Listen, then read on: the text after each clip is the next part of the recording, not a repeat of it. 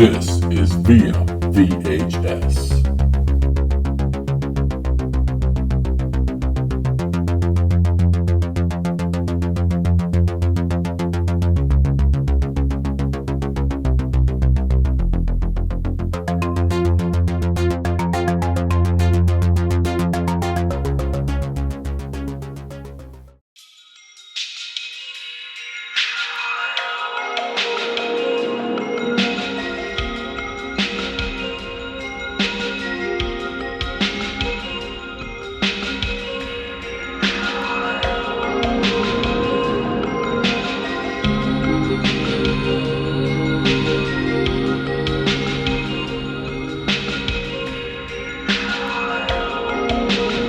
What's up, everybody? Welcome back, despite our best efforts, to the VIA VHS Retro Movie Podcast. It's been a minute, and we've been at it tonight trying to get through all these, there's a lot of new, okay? There's a lot of new things going on with VIA VHS. You can see behind me, the background's a little different. So much to address. We recorded a couple weeks ago. We did, well, I won't tell you what movie we did because I think we're gonna redo that movie. Mm-hmm. But once we got to the recording, everything was absolutely atrocious. It sounded terrible. There was this like static I couldn't get rid of. And that was supposed to be the comeback episode. I was really excited about it. And then it sounded terrible. And then I sent the audio to Spencer and I was like, fix this. And he's like, I can't either. It sounds terrible. Your microphone sucks. So new microphone and it lights up. I like because there was a point where you're like, just it's it, it's over. We're not doing it anymore. I'm done. There was like one of those breaking moments where you're just like, I'm taking my car. I'm just gonna drive off a cliff with my new microphone and recording equipment. We're all going down together like Thelma and Louise. Yeah, well, it wasn't far off. I didn't have the new microphone then. That was the catalyst. That was actually the catalyst to get the new microphone because it was just it become very apparent that there was some hardware issues. It was more than just something I was doing on my end. It was something elsewhere. So I hope that this is much better. What I'm seeing on Audacity looks significantly better than what I was seeing before. Went back to USB. Okay, I know some of you purists will be like, you can't do that. Well, I just did. So guess this is where we're at. I feel as podcasting kind of goes, the USB interface version probably is the more pure. If we were radio, I could understand you would want analog, XLRs and all that kind of good stuff. But I feel for podcasting, which mostly has always been associated with the internet. Actually, it's always been associated with the internet. I don't think this kind of comes before podcasting. It's not like, when you used to record, tape cassettes and you'd send them to your friends. Yeah, I guess shortwave radio was like the predecessor. Yeah. The closest predecessor, really. But now there's this, and yeah, it's I don't know, dude. We're back on Skype though. I did try something else, and we got very frustrated with that already tonight. So anyway, before I get into all this stuff that we have to address, before we get to this movie that we're gonna talk about, because I'm really excited about that, let's go to our co-host all the way out in California because it's the future, and we could talk across the continent now, kind of. How you doing? I'm doing pretty good. I'm glad to finally get a podcast going. I don't know, has it been 2 months or something like that? I know you had your move, then we had our technical difficulties with the audio, then there was just more stuff, and then the last couple of weeks I've just been working just way too long, way too much video projects and so on that it's just filled the brim up, But no, we're finally getting back into the movie groove. I'm pumped about that. I've been working hard too. Had a lot of personal stuff going on, and then I guess we'll kind of launch into what's going on real quick and before we get into the thing. So you mentioned the move. That was the first reason I was gone for a while. Like we moved to a new town. We're about a half an hour drive from where we were before. But this is actually one of those changes I think is actually better for the podcast. In the past couple of years, all the big changes, while they're good for me personally, they haven't been really great for the show. Having a kid, awesome. personal achievement, but for podcasting, it's not the easiest thing. So took some time off with that, and then there was just a lot of things going on. And so moving into this house, I have a room for podcasting. I'm not in a stinky old garage that this time of year is impossible to record in because you just pour sweat. Oh. Like I'm just sitting here podcasting, but I look like Jordan at Game 6 of the finals, just drenched. It's ridiculous. That part where you've been podcasting so hardcore that you gotta take a shower after an episode. Exactly. Yeah, I got to hit the showers because like I've been podcasting. Yeah. So yeah, new room, new digs. I don't have the studio completely set up yet, but it's pretty cool what I got. I got the lights set up, mostly. Mm-hmm. But that's not important. But it I like it to be somewhat aesthetically pleasing. And so yeah, a lot of new things going on.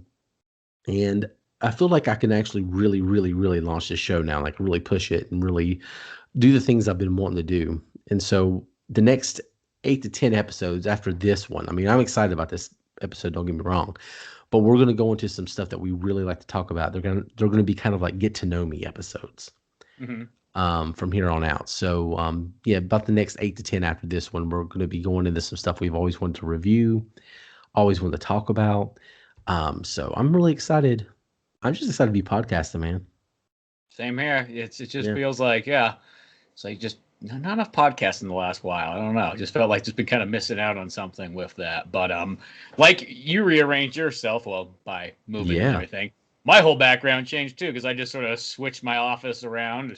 Before I used to actually be in the kitchen, which is kind of like the most bizarre place, but it's like, hey, put my computer right there at the edge and everything like that. But now it's like got my own little kind of corner and nice little kind of office setup. It's actually kind of cooler. So once summer does come in hardcore and heavy, it should be slightly nicer, but I'm digging it. I like the Schwarzenegger poster. Is that Commando or Predator? It's hard to see from here. The one's like a Commando one. The other one's a T2 one. The T2, when T2 came out 3D like 3 years ago or whatever. Oh, yeah, no, that. Yeah. So I got that, got my movie section going there with a mixed match of Laserdiscs, VHSs, DVDs, Blu-rays, 4Ks, what have yous, some books and whatnot. I feel bad because you like, hey, I'm going to rearrange this room and get ready for podcast, and then it's like a month later. Nobody's seen it yet. I know. It's just like, oh, it's there, Because that was the first thing I set up. I was like, oh, I'm like, my background's kind of weird. So I had to kind of rearrange like a screen and everything like that. And so I'm like, well, I'm going to, this time since I know I'm setting up a background, for podcasting and video. Because, before it was like, we rarely did the video parts. And then the video started to become kind of a thing in the last 6 months. So it's like, well, I got to start setting up a background more now. Not just a couple random posters in a window that if, it's the right time of day, you could see a reflection in it. Yeah. Yeah, you're right about the video thing. It's something I always wanted to do. But now it's becoming almost a necessity. It's like, I don't know if Joe Rogan started that, where it's just like, if you're still in a video podcast, what are you doing? So some of that's where a lot of them are going now. So I figured let's just do that. Plus there's some video projects I want to do, and I'm probably eventually that you'll want to do. And maybe one day, if you and I do well at this and we make a little coin, we can do some projects in person together. That'd be awesome. Yeah. I'm all down. I've just been editing all kinds of stuff anyway, so just getting those chops kind of back in gear and whatnot. But I think that's definitely gonna be cool. It's gonna be like on the Old Man Orange podcast. I got 500 episodes on YouTube, no video whatsoever. Hey, no, that's what I mean. Honestly, it's I could keep going the old way, but I kind of because I want to do some things in that realm, some other nostalgic projects. I have ideas for some traveling things in particular. Video just makes sense. Let's just do it. Let's bite the bullet and get on the wave, catch the net, Exactly. But anyway, so we're doing good old Bull Durham. I don't know if you can see that Bull Durham beer. And we're going back to, what was it, 88? 88. 1988. Exactly what it is. I love how you found that beer. I wonder if that's one of those ones. I bet you I'd have the hardest time over here in California trying to find that, because mostly beer, like when it comes to like those like kind of like small independent crafteries or whatever, they only travel such a distance. Oh yeah, this one's from it's from what is it, Raleigh Brewing, and it's even got the Bull. You can't see it on here; it's really small, but it's even got the Bull Durham Durham Bulls logo Mm-hmm. on it because you're, in California, and I'm actually here. I'm about 20 minutes from where the Durham Bulls play, which is actually kind of nice. I might even go there and film some cool stuff. Who knows? Exactly. That'd be Yeah. that'd be neat to see, anyways. But yeah, you could get all the fancy little tie-ins and whatnot there. Yeah. Guess over here though, I get the Stone Cold Steve Austin beer, even though I know we're not even in Texas, but for some reason they brew it in California. It's so weird you say that because I just saw a picture of him holding up that beer. What is it called? It's the Broken Skull Ranch Yes. IPA, and that thing is amazing. Like I'm not even a big fan of those IPAs, but like for some reason Stone Cold put magic in there. Yeah. Got a little bit of that Stone Cold. Yeah, it's a little Stone Cold magic. Oh man. I can't wait for us to be able to talk about wrestling on a consistent basis. But I know. gosh, it's been killing me. So yeah, 1988, we're going to check out Bull Durham. This was supposed to be originally the second episode we were going to do. So we're going to move was the first episode. Sorry, second episode back from hiatus. Mm-hmm. But we watched this one most recently. Not recent, just most recently. Yeah, that's the key thing. Gosh, it's been so difficult, but I think we're finally getting all that behind us. I really want to do episode every week now. And this is a good place to start because, as I mentioned, I'm just up the road from Durham, or down the road, I should say. And I haven't watched this movie in a long time. And it's so crazy just to kind of get transported back to me to like the old Carolinas. Mm-hmm. When I was growing up here and everybody in North Carolina was from North Carolina still. I mean, you still had some transplants, don't get me wrong. But when I was a little kid, it was, the town up above us is Cary, and they call Cary containment area for relocated Yankees is what they say it stands for. And I mean, nobody here is from North Carolina anymore. So just seeing it, just having that Southern feel. I even saw a Bojangles advertisement in Bull Durham, so I could actually legitimately I have a real reason to bring up Bojangles for once on this show. So that was really cool. But I've always had somewhat of attachment to this film, just being from the area.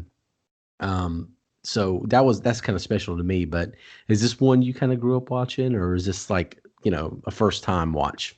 Well, no, I had this movie because the way that I originally kind of discovered this movie is a long time ago. I remember I had my Aunt Lorraine. She gave me a bunch of her old VHSs and whatnot. And so it was just this big old cardboard box just full of a copious amount of movies. And so I'm like, oh, sweet, this is awesome. Because this would have been like right when DVD was coming out. So she was converting on over to that and just didn't need the VHSs. And I remember Bull Durham was in. That was one of the movies I found in there. I'm like, oh, Kevin Costner, Susan Sarandon, never seen this before, And I remember watching it back then. And when I watched it as a kid, it was one of those movies that I almost didn't really get. It just, I don't know. I felt like I had kind of a little bit more of a disconnect with it. I was like, people talk really highly about this movie, but I don't see what really is like the magic in it. But in watching it again, because I don't think I've watched it since like 2000 or whatever that would have been, give or take, maybe 2001, and coming back into it, and I had to watch it on like multiple different things because at first I was trying to find, like, I couldn't find my VHS. So then I tried one of those sites like Tubi, but I'm like, after like 30 minutes, I'm like, I can't take the commercials anymore. I'm like, no, gotta try something else. And then I was like, oh, it's on YouTube, cool. And then I was watching it on YouTube. I'm like, wait a second.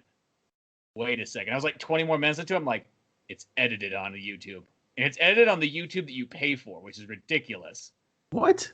Yeah. So lo and behold, I went to Amazon and it appeared on there just magically because it wasn't on there one day and it was on there the next. Yeah. And I was watching it and getting back into it. I did actually enjoy it much more this time than I did like when I was a kid.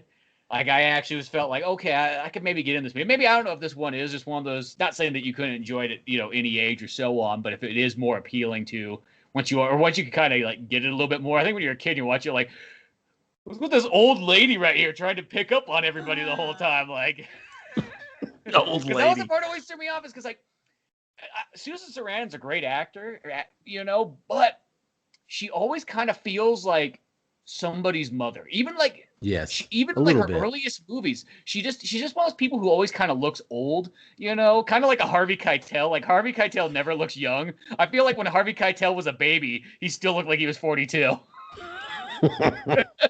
And I don't know what it is. Susan Sarandon always kind of feels like that too. So like when you watch this movie and like she's trying to pick up on like Tim Robbins and everything like that, it's like it reminds me of like almost like watching like a high school baseball team and then having somebody's mom like hanging out there like who's like 42 trying to like bring home like the teenagers, just being like, oh, this is kind of weird. I don't know. Well, that's how old actually she was. Is she really that old in that Yeah, part? she was 42 when this movie came out. Oh, so see, it's exactly how it felt when I was a kid watching it. Still a smoke show though. I mean, my goodness. She yeah, this movie is like I watched it as a kid and I think some of the because this movie is a mix between in dialogue. First of all, the dialogue is amazing in it. Mm-hmm. But when it comes to the sexual stuff, it's either innuendo and there's a lot of innuendo or just blatant, just very derogatory statements. So when I was a kid, I was like, I'm gonna get in trouble for watching this. You know, it's not Sandlot. No, You know what I mean? it's very rated R, and it was weird because like to refresh myself right before I was watching the episode, I threw the trailer on. That trailer is a weird trailer for this movie. Like that movie, because this movie's kind of an odd one, anyways, because it's literally like two different types of movies sort of slammed together. It's Yeah. really like a hardcore romance, but then it's a hardcore sports movie. And I mean, it makes sense because it's like it's almost like that when you got that genre of movies where it's like the his and her movie, like the couples picture. You know, there's going to be some guns fired, there's going to be some romance. You know, it's the best of both worlds, and that's sort of what this movie kind of reminds me of. It's like there's baseball for the man and there's romance for the woman, and we're going to slam it kind of together. Because really, I'll even say this: the first hour of this movie, you know, it has like the bit of that weird kind of romance and those, you know, innuendos and all that stuff in there, but it's almost like a very solid sports picture that about at the, you know, give or take like the last half an hour, 40 minutes just turns into a hardcore romance movie. Well, that's the interesting thing about this movie because it's definitely a sports movie. It's 100% a baseball movie, but it doesn't have all the, you know, characteristics that all the other baseball movies have. I actually compare it, believe it or not, even though this is, I call it adult Sandlot because Sandlot, the Sandlot, you know, is baseball is a huge part of the movie, but it's also a backdrop. It's really about this kid becoming friends with these other kids and, you know, coming out of a shell. And, you know, baseball is kind of like the way he, you know, becomes friends with all these people. Mm-hmm. And it's, you know, it's about Americana and it's about, you know, the 60s. It's all those things. In Bull Durham, there's so much baseball in it. The guy who directed it, Ron Shelton, played minor league baseball.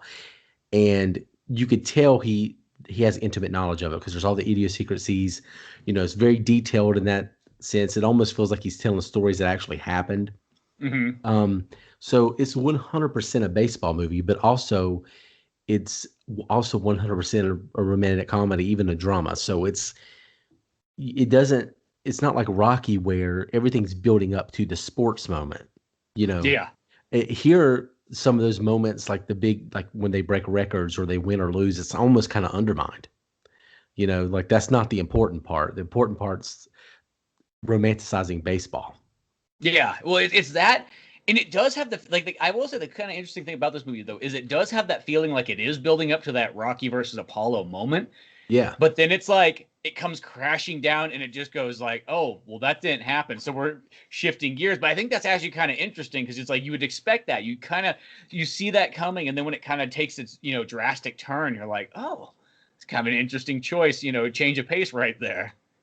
Yeah. This movie is, by the way, it's ranked when, you know, Sports Illustrated did a list and all these different people who, you know, talk about baseball movies.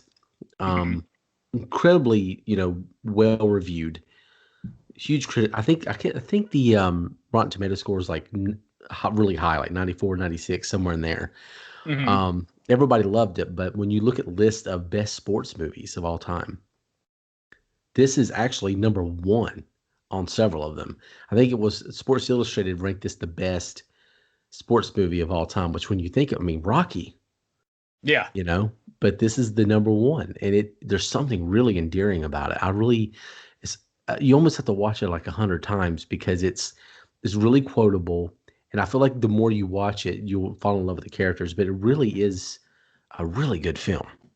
Yeah, and I think that's kind of how it is. It's that one, like, there's that good time period of kind of like, I would say, give or take, maybe mid 70s to, I don't know, maybe, right before the 90s, like kind of where this area is, where I always feel like they're kind of like even though I guess the 90s still has some of those too, but they're like the grungy sport movies where it's just like the low and dirty. It's not like the clean cut nice, but it's just like it's a bunch of guys who aren't really the greatest people. It's like Slapshot, with hockey. It's like you could even say another one's like Tin Cup, even with like Kevin Costner and stuff. It's like it's a golf director, movie, but yeah. yeah, but here's this guy living out in a trailer, sweaty, teaching lessons. So he's supposed to be a real great guy, but he's drinking, hanging out with Cheech and whatnot. So it's like I kind of like that, that take on sports. Or I guess I kept saying like the 90s now, but now I'm thinking like, well, then there's that Oliver Stone one, kind of in the late 90s, that football one. That's kind of like that too. Any Given Sunday, that like just to go off topic. I hate that movie because I hate Oliver Stone. I'm just going to go ahead and say it. There's a few of his movies I like, but that is my least favorite director, and because everything is so super cynical. It's like you and Tarantino could hang out together then. Yeah, it's like I do not get the appeal to Oliver Stone, but now I like something. I mean, obviously he's been involved with some projects that I like. You like Scarface, right? Yeah, I was gonna say he wrote Scarface, right? And Conan. Did he? Uh-huh. Oh, he did, didn't he? Okay, he used to. You can almost say because he used to write a bunch of movies back in the day. Yeah, some of those are better. And Rambo too, I think. Yeah. Yeah, some of those movies are better, but some of them are like propaganda films, like everybody's evil, America's evil, everybody's evil, and Any Given Sunday is like that. It's like football's evil. I hate it. I'd rather watch The Replacements, where it's just this whimsical bullshit, but it's fun. You know what I mean?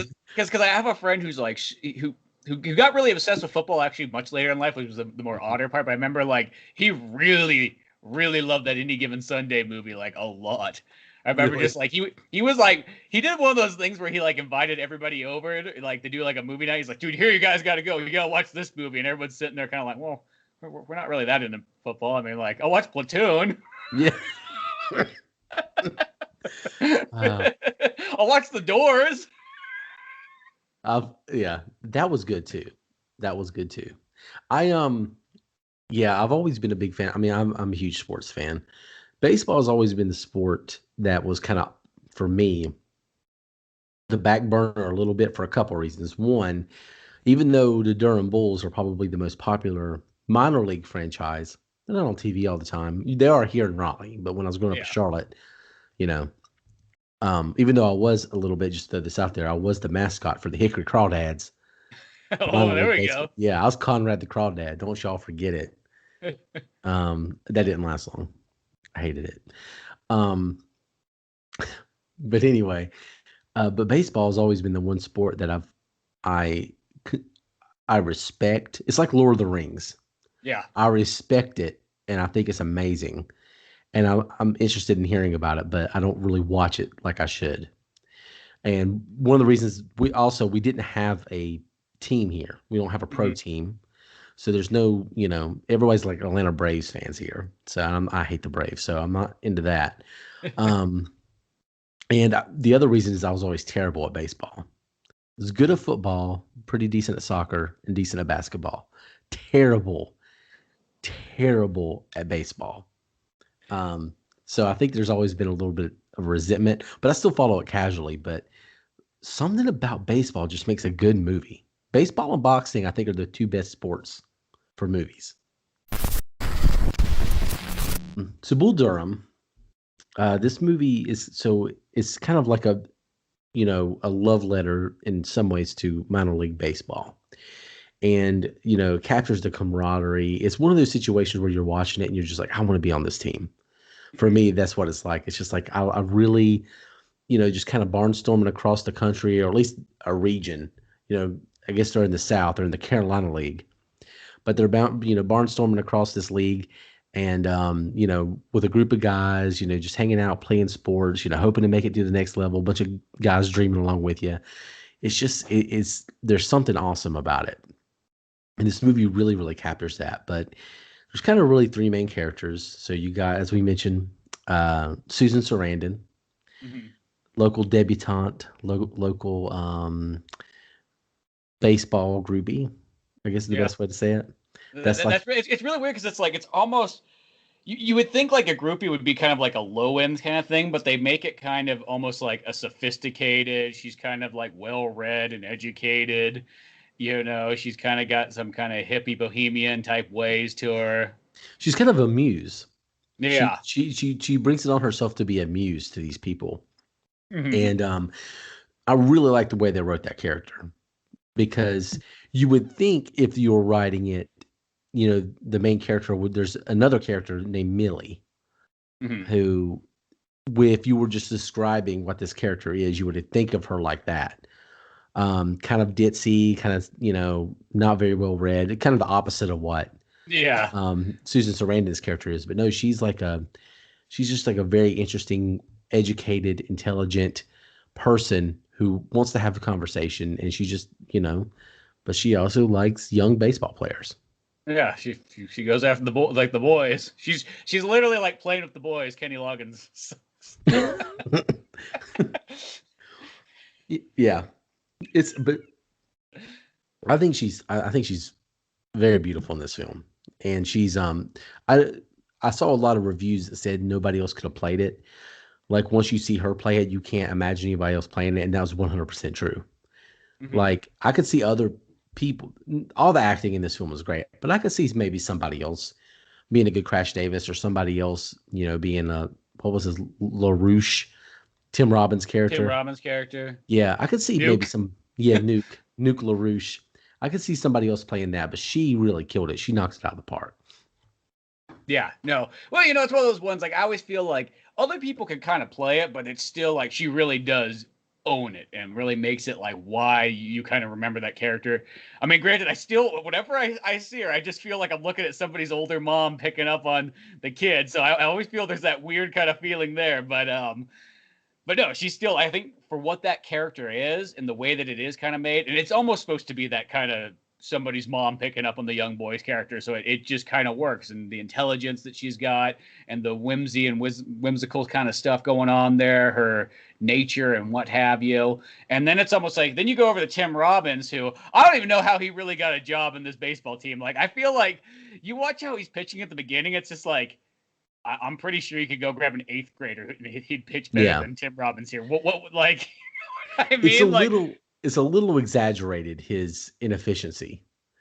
It's a little exaggerated, but it's the idea is that he's got a great arm, but he's technically, on a technical level, he's atrocious. Mm-hmm. This is the idea, but they went a little too far with that. Yeah, it's like almost like his accuracy is so terrible. It looks like somebody who just learned how to throw for the first time. Yeah, it really at like age 21. Yeah. Now, granted, I was watching a game the other day, and the pitcher hit the grass before the dirt, and I was like, "Oh my gosh, Nuke LaRouche is here." but this is the first thing I thought of. I was like, "Did he didn't even make it to the plate? Like, he literally bounced it off the grass." He was so pissed off. It's for the Dodgers. I can't remember his name anymore. But anyway, yeah. So Tim Robbins, he's coming in. He's kind of the rookie guy. He's pretty much the draw for this team, I guess, this year. Like, everybody else is like, can I make it to the show? But he's the guy who's expected to make it there. Like, you got the arm. You just need the minors a little bit to refine your craft. And that brings in Kevin Costner's player, Kevin Costner, who's Crash Davis. Yeah. Cool name. I love the names everybody has in this. It just Yes. Crash and Nuke and so on like that. Like, yeah, it's like they took all the names that were left over from Top Gun. Yeah, exactly. The other pilot names. Yeah, I guess you don't want to be Crash if you're, jet pilot. Yeah, or you don't want to be the co-pilot to Crash. That's the one you don't want to be. No, you don't want to be that. No, you don't want to be either one of those. You don't want to be sitting in the back of the plane going, I hope Crash doesn't crash. Yeah, exactly. Damn it, Goose. Yeah, so the interesting thing about his character, so he's a little older. I won't say he's in his early. Well, Kevin Costner was 33 when he played this part. I'm assuming Crash Davis is the same age. I don't think it ever directly says, but he's been in the minors a long time, and he's actually on his way to being the all-time home run leader in minor league baseball, which is an achievement, but also kind of a dubious distinction because it's like, oh, look at how well I did hitting, in the minor leagues. You know what I mean? He only moved up for I think he said 11 days. He made it to a pro team. Didn't mention which one, I don't think. No. But so he's made it to the show for just a brief moment, but he loves the game. He's passionate about this game. He's got a love affair with baseball, which so does Susan Sarandon's character. What's her name? Annie? Yeah, I think it is Annie. I think that is what it is. Yes. Yeah. Yeah. And Annie. yeah, because she almost knows more about baseball than anybody else. She's almost like the baseball nerd who's got the stats and all that kind of stuff just memorized to a T. Yeah. She knows sex, poetry, and baseball like really well. And so she like has a shrine in her house to some baseball player. I can't remember. I read the trivia who it was, but I can't remember who. It was a Yankees player. I remember that. Yeah. So she's really, really interested in baseball. As a matter of fact, the opening of the film, she's talking about, she goes to the Church of Baseball, and it's all these analogies between baseball and religion. And it's really, really, it's a really good introduction to the film and also her character. Mm-hmm. But her character is never really outwardly said in this movie, but her and Crash Davis are both kind of similar to where they're kind of reaching the end of the line for the lifestyle they're living. You know what I mean? Like, yeah, they both kind of have to settle down, and they keep baseball part of their lives, but things have to change a little bit. And I really kind of like that dynamic between the two of them, even though she's kind of, boinking Nuke LaRouche the whole movie. Yeah.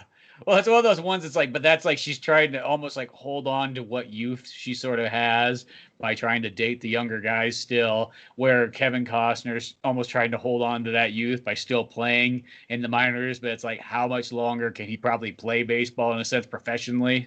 Still, like it's going to come to a point. I feel like nowadays, like that Crash character could play baseball till he was like 50, because just how you see sports now, like you'll see top athletes that are like much older than they used to be, but back in the day it was almost like, boy, you breached 30, you're pretty much at the end of your rope right now. Mm-hmm. Well, I mean, there's players. There was the NBA player a few years ago that was in what they call the G League, which is like their minor league, and he was older. He was in his early to mid 30s, and he was called up and played a couple games for the Lakers. So it's not crazy to see players like that come in. There's that whole movie, The Rookie, where what's his name? Is it Denzel in that one? No. It's Quaid. Oh, that's right, Quaid. Yeah. Yeah. I confused with the other one then. Yeah, it's a true story about a teacher in Texas who tried out and went to the Tampa Bay Rays, but it's not crazy to think of, but it is he's at that age where it's like, okay, like I was playing before to try to make it to the pros, but now I'm at an age where that's not super realistic. So I had to figure something out, because you can't make minor league baseball your career. You don't make shit. I mean, I've always looked at it, just on this though. It's like, at the end of the day, probably if you break down like what you make in minor league baseball or minor league, any of those kind of sports, and probably especially more nowadays than even back then, I feel like you probably could still make a halfway okay, not nothing great pay, but you're still doing what you love. Yes. There's that sort of trade-off. I mean, yeah, you're not going to be super rich or anything like that, but the idea that, hey, you're getting paid to play baseball, it's almost that kind of thing of just like doing exactly what you want to do. And even if you're not getting like the highest pay, but you get paid enough that you can pay the bills and, have food and just the small things you need, whatever it is, like you're taken care of and you get to do exactly what you want to do. It beats, selling cars or something like that. Yeah. But then you get down to the end when you actually do have to give it up, because eventually you will. Then what are you going to do? Yeah. What are skills you're going to have? Yeah. That's why at the end of this movie, he's contemplating becoming a manager. Mm-hmm. because it's like he's dedicated this much of his life to baseball at this point. What else are you gonna do? That's all I know. But yeah, the movie's kind of a love triangle movie, and there's Nuke LaRouche, who's an idiot, also, and Tim Robbins. Man, he's an underrated actor. The same guy who plays Andy Dufresne in Shawshank Redemption, who's this kind of like hidden genius, really intelligent. I mean, you see what he pulls off at the end of that film. It's amazing. And then in this film, he plays such a young, dumb idiot, and he plays it so. Tim Robbins is really underrated.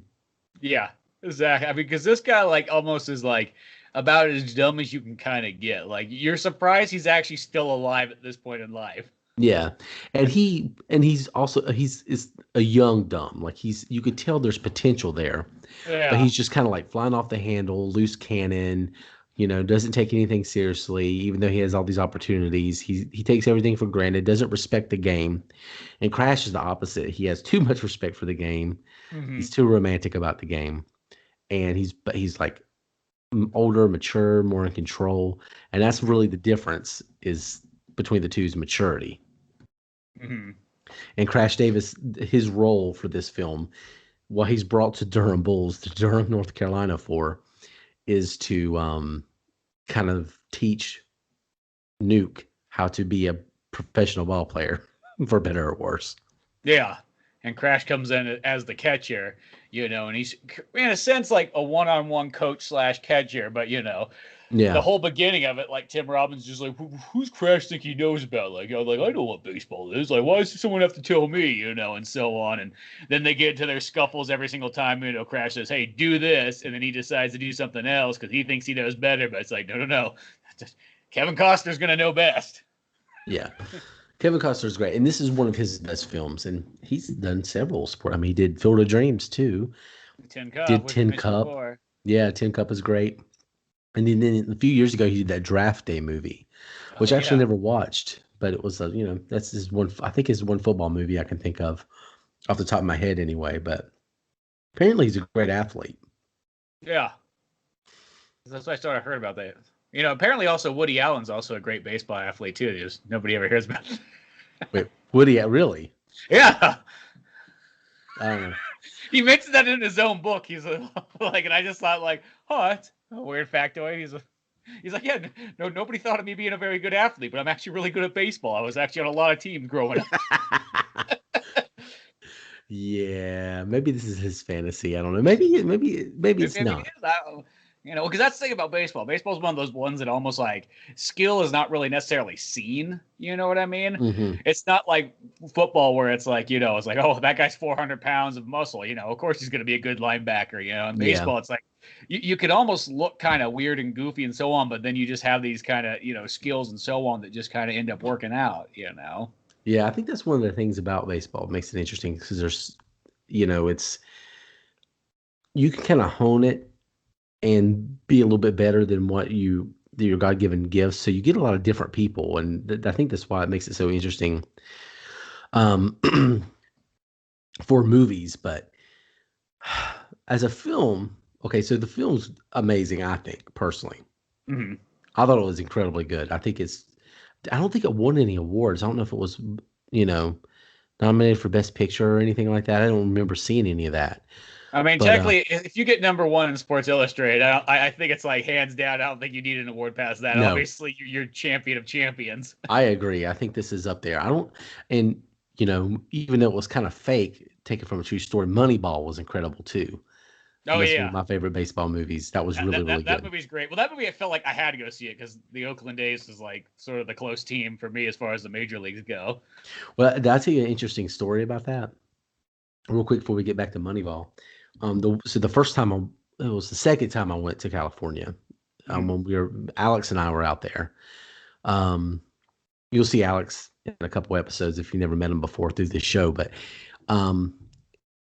we were out there doing the Scooter Danger Douglas thing, the commercials, and we were not in San Jose. We're in this little Pleasanton, California, real close to San Jose. Yeah. And so basically we had free time that night. We went and watched Moneyball. And the next day we were on the BART system going back from where else. And the BART system broke down in front of the Oakland Raiders A's Coliseum. Yep. And it was just really weird being there because like we just saw this movie Yeah. last night, and this place is still a dump, and they're still playing there as we speak. Well, except for the Raiders left, but Raiders did leave, yeah. but they'll probably be back. Give it a couple of years. I bet you they'll be back. I don't know, man. They're in Vegas now. I know. Once you get that Vegas money, it might be tough to leave. You know? Yeah, they got a nice stadium too, so they'll be there for a minute.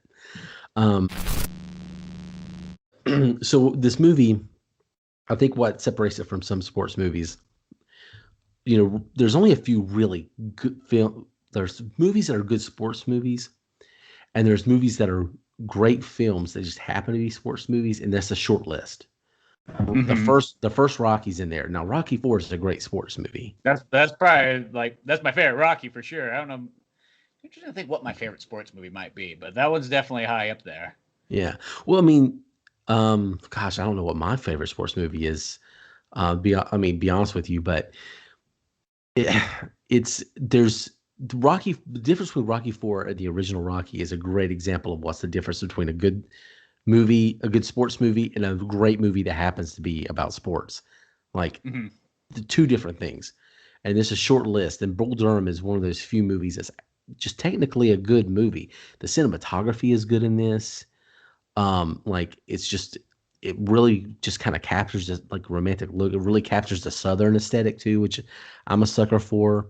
It just looks good. It sounds good. It's just well made. And there's just some movies, sports movies, just don't really care about all that, especially dialogue. Yeah. Well, it's even like this sounds kind of weird, but I'm going to use Rocky as my kind of example. Is sometimes even boxing movies and fighting movies in general, they almost to me feel like they fit more in like the martial arts kind of section, because it's like the way that like a boxing movie will go about feels way different than the way like a baseball or a hockey movie or a golf movie or any of those things kind of go. Like I don't know, like I've always kind of thought about that. Like with Rocky, I'm like, does it go in like an action section, or does it go in the sports section, or does it go in the martial arts section? I almost want to say in my movie collection upstairs, it's in my martial arts section. Like I feel like all in all, it fits in there almost more than it fits in other stuff. Yeah, it's really odd. It's you know, Rocky's just such a weird franchise in general because it's just becomes it's like the first one's like this Academy Award winning, amazing, well written character piece, which is what Bull Durham is. It's the character piece at the end of the day. Yeah. And then Rocky IV is, you know, Fast and the Furious, but boxing. Like it's just. Well, it's weird because like Rocky, it's like, and then you get to like Rocky 2, and it almost becomes even more dramatic, and it's almost like, oh, it's like almost like these two special ed kind of characters kind of get together and so on. But then you get the Rocky 3, it's like, oh, well, once you get money though, that fixes that, and then you're just a well-off citizen. Yeah. And just because you can't read, that's okay. Money fixes that. Yeah, Rocky kind of turns into a mix between Fast and Furious and Forrest Gump. But boxing, and it's so hard to see. But this film is like, man, I would have liked to a few years after this was made seen a sequel. I really would have. I know that's not something, it ruins a lot of movies, but this one I would really like to have known what happened with the characters, you know.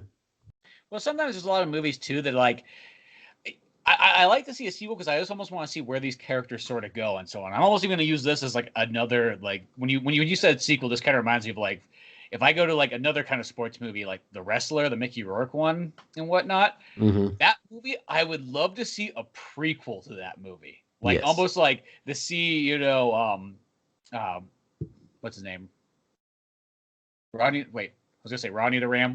What's it? I can't remember.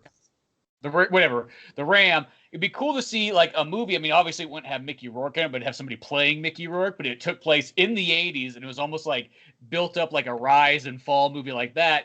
And then it turns into like The Wrestler is actually the sequel to it. Like I always thought that'd be such a cool movie to have a prequel to, because The Wrestler itself is already an amazing movie, and I know it's like as dramatic as all can be. But I remember like when that movie came out, I watched it like 6 times. Like I was like, dude, this is a great film. And I know it's tragic as all can be, but that's almost what I liked about it so much. Yeah, that is a really, really good movie. Very sad movie. Sad. It's funny. It's action packed, and all at the same time. Yeah, this movie really kind of stays even keel. Bull Durham is kind of like, an even kill film pretty much all the way throughout. But it's so weird because you can't put it into a specific category. Like you can definitely say it's a rom-com.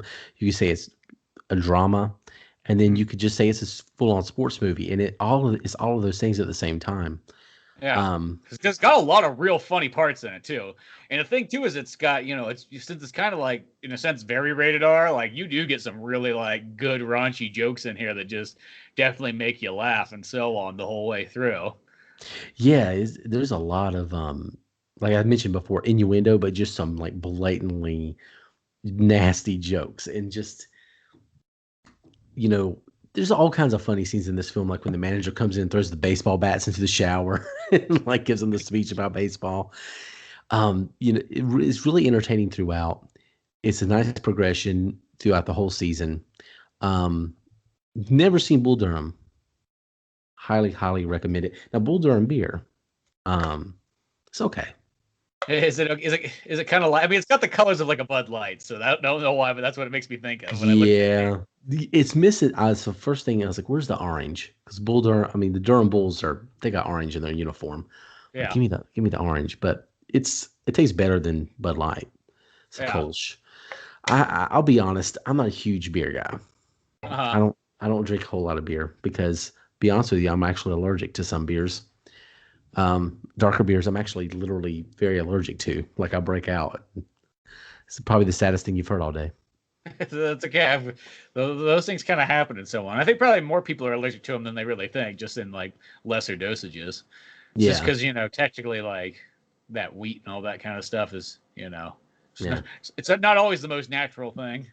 No, but it's a cold style ale, and it's kind of nice. And so Bull Durham beer, if you're ever in the Raleigh-Durham area, the Triangle, then I highly recommend it. And I'll tell you too, just kind of give you some personal insight on the show, some things I know. So Durham is completely different than what it looks like. So it's all the buildings you see in this film. They're still there in Durham. Durham actually has a cool old Southern charm kind of to it. It's where Duke University is. Fuck Duke, but still. But yeah, Durham's actually a really cool town. It's actually a really kind of a foodie town, but it's like, so all those old buildings are there. And then there's at one point in time they're leaving, you see this like water tower. That's the American Tobacco campus, which was at one point in time, like a company like equivalent to Apple. It was just huge. And it was just sitting right there. And now they've got it turned into this kind of like hipster foodie area. Like, hey, come here and get your, $27 burger that has, some weird cheese you've never heard of. And then it tastes like, I could have went to McDonald's. Yeah. A lot of those restaurants down there. See that this starts to make, I always call like those areas always feel kind of like California town when they start looking like Bay Area type place. Yeah. It's a lot of that. But there's also actually some real legitimately good, like amazing food down there. But yeah, Durham's a very different town now. And like now Raleigh and Durham is exploding. Like Apple just announced they're building $1 billion campus down the road. And then Google's building something in Durham now. So it's like a completely different place. But it is so film's also kind of like a time capsule.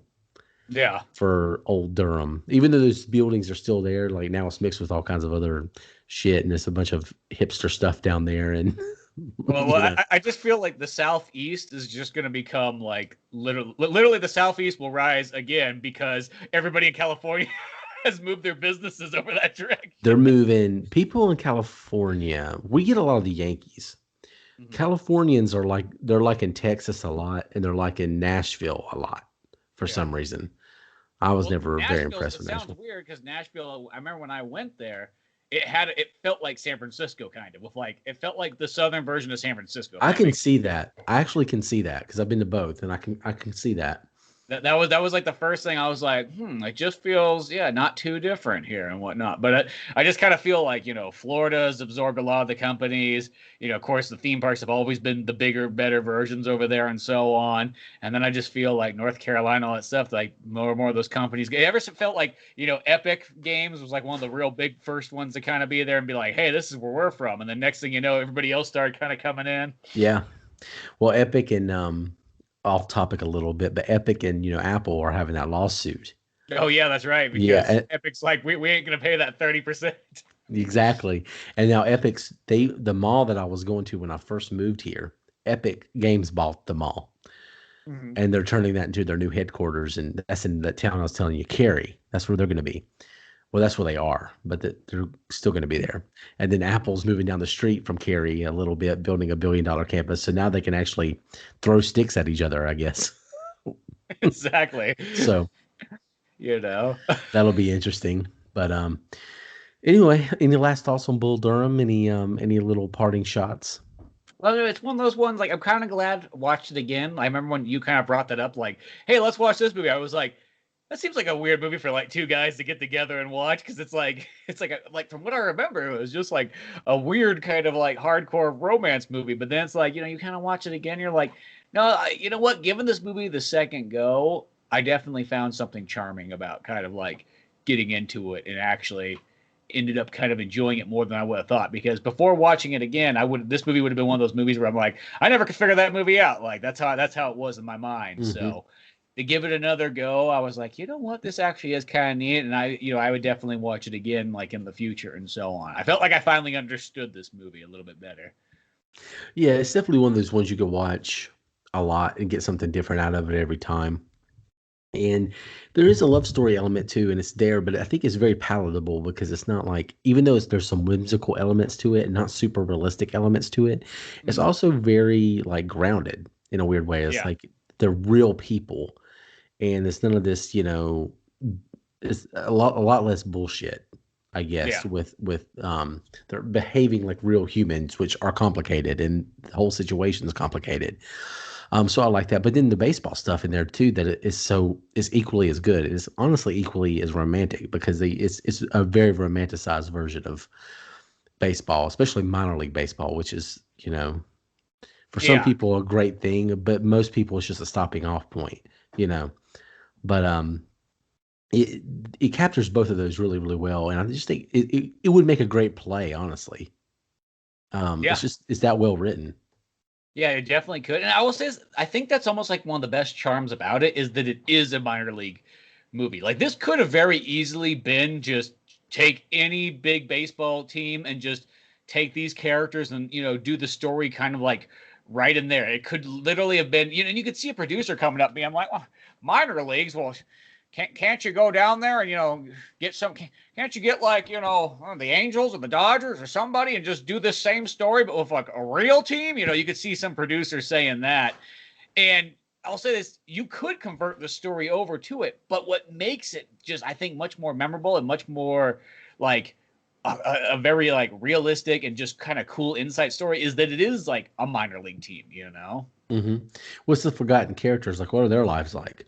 Yeah, Like exactly. everybody's so interested in pro baseball, and then you're like, okay, well, what's it like being a pro baseball player? So there's tons of interviews and there's tons of information about what it's like for them to live the life they live. But these Mm-hmm. guys are just forgotten. There's so many of these. All the big players, most of them play in the minors, Yeah. if not all of them. But we don't remember them for that. But then there's people that just come and go, and they never make it to the next level. And this was their big show. So it's Yeah. really interesting. That is a really interesting part of it. And that's a good point. Yeah, and I think that just is what kind of, you could just see how it wouldn't have taken much for somebody to say, like, you know what, like let's try. This on like a bigger scale. I always just kind of think of it's almost like the way that it sounds like a weird way to sort of say it, but Office Space, when they're putting together that movie, the producers are all like, well, why don't you make this take place on like a Wall Street or something like that? And it's just like, no, you don't get it. Like, that's not what it's about. It's supposed to be, here's It's a just good. this small tech company, and that's like their day-to-day lives. And that it almost is, oddly enough, it's kind of like Bull Durham without the romance. It kind I of guess is. there's a little There's bit of romance, but not as much. Yeah, I could get that. Yeah, it's this is a good film. I don't know if I can rank it above Sandlot though, but it's only because Sandlot has a few of my favorite scenes. The America the Beautiful scene in Sandlot for the Mhm. fireworks is one of my favorite scenes. Period in any movie. I love it. Yeah. But this is still a really, really, really good one, and it's probably a better made movie than Sandlot, to be honest with you. So if you've never seen Bull Durham, as I guess it's still on Amazon Prime, Yeah. probably, Just don't watch the YouTube version, whatever you do. yeah, I don't don't know. watch. That threw me off. It's like now I'm afraid to try those like the YouTube movies by YouTube if they're gonna all be edited like that. I don't trust them anymore. I lost faith. It doesn't shock me one bit that YouTube would And, I have mean, edited it it. was heavily